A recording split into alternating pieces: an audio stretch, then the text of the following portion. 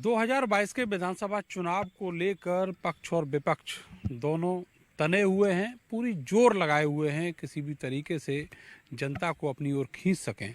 मैं आज इटावा में हूं और यहां पर जो सियासत है उसकी चर्चाएं क्या हैं, क्या सोचते हैं यहाँ के लोग 2022 के चुनाव के बारे में। मॉर्निंग वॉक को निकले कुछ लोग हमारे साथ हैं, उनसे बातचीत करेंगे। क्या देख रहे हैं चुनावी सीजन में क्या होने वाला है? चुनावी सीजन में अभी तो कुछ समझ में नहीं आ रहा है। जब तक जो है फाइनल ये टिकटें ना मिल जाएं तब तक अभी तो यहाँ तो स्थिति वैसी है जैसे तस पहले की तरह है। अच्छा ये बताइए, जो गठबंधन जो हो रहे हैं ये कितना प्रभावी आपको लगता है? भाई गठबंधन के बारे में अभी मैं कुछ नहीं कह सकता हूँ। अबे मैं गठबंधन ही नहीं दिखाई दे रहे हैं। पुराने अनुभव कड़वे रहे। हाँ, जो नहीं है गठबंधन ही नहीं है वह समझ में आ रहे हैं हमें। ये गठबंधन नहीं है जो आरएलडी के साथ सपा का हुआ है, वो अलग चीज है। वो तो उन्होंने जयंत जी ने किसान के उसका फायदा उठा रहे हैं। मिल जाएगा। अब तो किसान कानून वापस हो गए, फायदा मिलेगा। देखो किसे मिलता है ये तो जनता जाने भाई। जनता जनार्दन सर्वोपरि है। आप बताइए। खिचड़ी सरकार बनेगी। खिचड़ी सरकार पूर्ण बहुमत किसी को नहीं मिलेगा। अच्छा, ऐसा क्यों सोचते हैं? ऐसी कार्य पद्धति है, किसकी? चाहे सत्ता में हो चाहे विपक्ष के हो। लेकिन पिछले 2 बार से देख रहे हैं कि सरकार हमेशा बहुमत की आई है, इस बार खिचड़ी क्यों? खिचड़ी इसलिए बनेगी कि गरीबों को लिए ये जो डीजल पेट्रोल बढ़ रहे हैं उसका प्रभाव हर चीज़ बढ़ता है। अब सुई लेने जाओ उस पर ही प्रभाव पड़ता है, चाय पत्ती लेने जाओ उस पर ही प्रभाव पड़ता है। खिचड़ी में सरकार कौन बनाएगा? अब खिचड़ी में सरकार जो नंबर 1 पे होगा, चाहे सपा हो चाहे भाजपा हो। आपको क्या लगता है कौन होगा? इसमें स्पष्ट कुछ नहीं है। सपा भी बाजी मार सकती है, भाजपा भी मार सकती है। अभी आपको लगता है कि ये जैसे चल रहा है, अब्बा जान जिन्ना, ये सब चीज़ें जो रोज रोज निकल कर सामने आ रही हैं, तो माहौल लगातार बदलेगा? अब्बा जान और अम्मा जान कुछ फर्क नहीं पड़ता है। इससे फर्क नहीं पड़ेगा? क्यों जी, क्यों नहीं पड़ेगा फर्क? पिछले 3 चुनावों में देख रहे हैं इसी से फर्क पड़ा। तो जितना वोटर है पहले से सेटल हो गया है कि मुझे कहाँ वोट देना है, इसका कोई प्रभाव नहीं पड़ेगा। सेटल है जिसको जहाँ है कि हमें कहाँ वोट देना है वो पक्का हो गया है। जो कोशिशें चल रही हैं बीजेपी की तरफ से, तो डाइवर्ट नहीं होगा वोटर?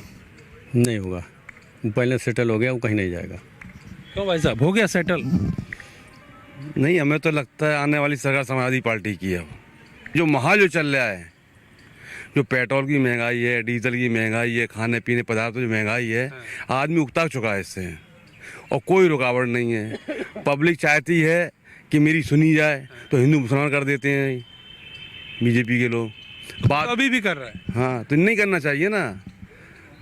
महंगाई, आप महंगाई की बात कर रहे हो। हाँ। पिछले करीब 20-25 दिन से तो स्टॉप सा लग गया है। हाँ। जो डीजल बढ़ना था, पेट्रोल बढ़ना था, बढ़ चुका, अब नहीं बढ़ रहा। हाँ, वो उनको बढ़ाना था, बढ़ा दिया था, उन्हें घटाना था दिखाने के लिए, चुनाव के लिए। बीजेपी कहती है 100 करोड़ वैक्सीन भी तो फ्री में लगवाए हैं। नहीं, वो तो कोई गवर्नमेंट होगी वो कराइए, कोई भी गवर्नमेंट होगी कराइए। कोई अपने घर से पैसा नहीं दे रहा है, कोई सरकार में पास से पैसा नहीं दे रही है। ये तो गवर्नमेंट का पैसा है, वो प्रयोग हो रहा है उसका। आप ये कह रहे थे कि हिंदू मुसलमान वाला जो फैक्टर है वो आ जाता है चुनाव में सामने, तो वो कहीं डाइवर्ट करेगा वोटों को, ध्रुवीकरण करेगा? नहीं, पब्लिक समझ चुकी है हमें कहाँ जाना है। हमें कहाँ जाना है समझ लिया बिल्कुल। लोगों ने समझ लिया, जो बीजेपी लोग भी थे उन्होंने भी समझ लिया।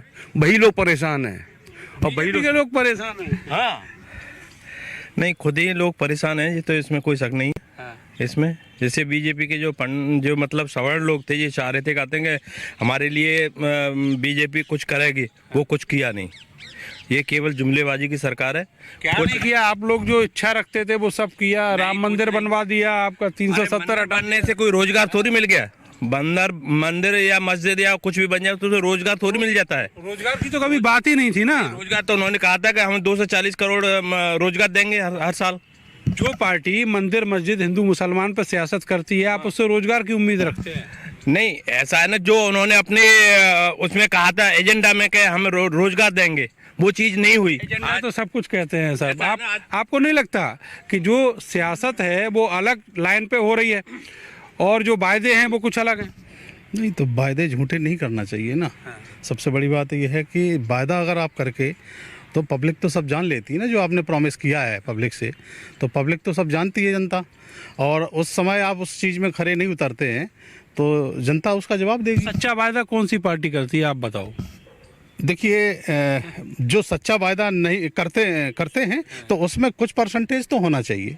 जैसे आपने कोई चीज़ बोली है तो उसमें 100% तो कोई नहीं कर पाता है, लेकिन कम से कम 50% तो करें। अच्छा, अखिलेश यादव ने जो विकास का वायदा किया, उन्होंने कुछ डेवलपमेंट के काम करवा दिए, लेकिन बीजेपी के मुद्दे पुराने थे, 370 और राम मंदिर उन्होंने भी करवा दिए। ठीक है, तो राम मंदिर करा दिया, लेकिन उन्होंने तो ये भी तो कहा था कि हम जो है रोजगार देंगे, 15 लाख आपके खाते में पहुंचेंगे गरीबों को, तो बरगलाया तो है ही, झूठ तो बोला ही है। आपको नहीं लगता ये जो बड़े बड़े पोस्टर अखबार में छाप रहे हैं योगी जी नियुक्ति पत्र देते हुए, झूठे हैं क्या? नहीं, कहाँ और क्या सच है क्या ये? हमें तो लगता है सब झूठ है। किसको पकड़ के पकड़ा देते हैं अपने जो नियुक्ति पत्र है? कहाँ पे? हमने तो नहीं देखे नियुक्ति पत्र, कहाँ मिल रहे हैं? अखबार में छप रहे हैं, आप बताओ। बड़े बड़े पोस्टर से नहीं छपते, अखबार में खूब छप रहे हैं। जैसे जैसे सरकार बनाने का टाइम आता है तो वो हर पार्टी अपने लिए मतलब वोटों को लेने के लिए काम करती है, और यहाँ की पब्लिक जो है समझ चुकी है कि प्रोग्रेस वही आदमी करवा सकता है जो बोलता है, और उसमें से 50% भी अगर कौन आएगा 22 में, आपको क्या लगता है? सपा आ रही है साहब, सपा आ रही है। इटावा की धरती पे धरती पुत्र जो है मुलायम सिंह ने इतना अपना प्रभाव छोड़ रखा है कि उनके अखिलेश जो है की सरकार 100% आनी है। ये बात कहते हुए आपको अच्छा लग रहा है? जिस धरती को आप धरती पुत्र मुलायम की धरती कह रहे हो, उसी धरती पुत्र की पार्टी को हराया आपने? नहीं, हम लोगों ने नहीं हटाया। यही तो लोकतंत्र का मजा है कि जो आदमी अपना मतलब हर 5 साल बाद जो है हर व्यक्ति को अपना वोट देने का अधिकार है, और वो नहीं समझ में आया तो हमने अब की बार जायका बता रहे हैं। जी जी बिल्कुल। जायका पारिवारिक मतभेद की वजह से भी वो हार जो थी इटावा की सीटों पर हुई है, उसमें कुछ पारिवारिक मतभेद की वजह से भी हुई है, वरना इटावा की सांसदीय और विधायकी दोनों सीट निकलती। जैसे जो सपा गठबंधन कर रही है, आप पूरी यूपी में देख रहे हो कि उन्होंने केशव देव मौर्य से और महान दल के चौहान साहब से जो भी हैं, और आपका ये जयंत चौधरी से भी किया है, ओम प्रकाश राजभर से भी किया है। आप गठबंधन तो पहले भी किया था, आपको मालूम होगा। एक्सपेरिमेंट 2 खराब हुए। देखिए, एक चीज आप समझिए कि एक बड़े हाथी को साइकिल में बैठा लें, साइकिल पंचर हो जाती है, उसकी जगह हम 6 छोटे छोटे लोग बैठा लें तो नैया पार लग जाती है। खिंचा के पहुंचा देंगे, वो नैया पार लगाएंगे। तो वो उन्होंने जो गठबंधन किया है हर जगह, और आप ये देखिए कि उत्तर प्रदेश का चुनाव आप पिछले इतिहासों से जाइए, जब भी चुनाव हुए जातीय समीकरण से हुए, विकास पर कभी मुसलमान नहीं हुआ। हिंदू मुसलमान कौन करता है? ये तो बीजेपी करती है, पूरा इंडिया जानता है। अब बातों के लिए मुलायम सिंह पे जो मुलायम होने के आरोप हैं, वो आरोप किस पर नहीं लगते? आप बताइए, आरोप किस पर? आरोप बीजेपी एक मिनट, बीजेपी ही क्यों करती है? सभी करते हैं को सब लोग फेंकू और जुमलेबाज बोलते हैं, तो आरोप तो वो भी हैं। आप उसकी पुष्टि करेंगे? मैं इधर आता हूँ, इधर कुछ और भी लोग हैं। मैम, आप क्या सोच रही हैं, 22 में लौट आएंगे अखिलेश भैया? नो, नहीं आएंगे, योगी सरकार। योगी सरकार आएगी। लो जी, सारे दावे आपके कैंसिल हो गए। मैडम, ऐसा क्या है कि योगी सरकार आएगी? ये तो हमें भी पता है, आपको भी पता है योगी सरकार क्यों आएगी। अरे आपसे सुनना चाह रहे हैं ना। अभी कोरोना में ही आपने देख लिया, अखिलेश आते तो क्या होता और योगी थे तो क्या हुआ है। क्या हुआ? बहुत सुरक्षित रहा उत्तर प्रदेश, इतनी जनसंख्या के बावजूद भी। हमारा फिर भी उत्तर प्रदेश बहुत ज़्यादा, आप दिल्ली का हाल देखिए और जगह का हाल देखिए जहाँ जनसंख्या कम थी, और उत्तर प्रदेश में इतनी जनसंख्या होने के बावजूद भी योगी सरकार ने बहुत अच्छा काम किया। अच्छा, ये बताइए कि अभी जैसे चुनाव आया, विकास के, डेवलपमेंट के, हेल्थ जो फैसिलिटीज हैं उसके मुद्दे पे बीजेपी चुनाव लड़ने का दावा कर रही है, लेकिन ये चुनाव आते ही जिन्ना, अब्बा, हिंदू, मुसलमान, मथुरा, मंदिर, ये सब क्यों करने लगते हैं? हिंदू मुस्लिम से हम लोगों को कोई फ़र्क नहीं है, हम लोगों आम जनता है, और हम लोगों को इसी से मतलब होना चाहिए कि हमको क्या फैसिलिटीज़ मिल रही हैं। उस हिसाब से मेडिकल इशू, हमारे यहाँ काम करने वाले आते हैं, वो भी हॉस्पिटल्स में जाते हैं, हम तो नहीं जाते सरकारी। बात सब ठीक है, लेकिन ये जो पार्टी जिसको आप सपोर्ट करती हैं, ये धर्म का सहारा क्यों लेती है? धर्म का सहारा क्योंकि ये हिंदू प्रधान देश है, इसलिए। हिंदू प्रधान देश है, कैसी बात कर रही हैं? इसलिए शायद धर्म का, लेकिन कम्युनिटी रहती है मैडम, यूनिटी तो है, हम लोगों में कोई झगड़ा नहीं है, हिंदू मुस्लिम कम्युनिटी रहती है। फिर भी धर्म का सहारा ले रहे हैं, वो उनका मुद्दा है, लेकिन काम अच्छा कर रहे हैं। काम अच्छा कर रहे हैं, लौट के आएंगे योगी जी? बिल्कुल बिल्कुल 100%। जी, क्या कह रहे हैं दुबे जी?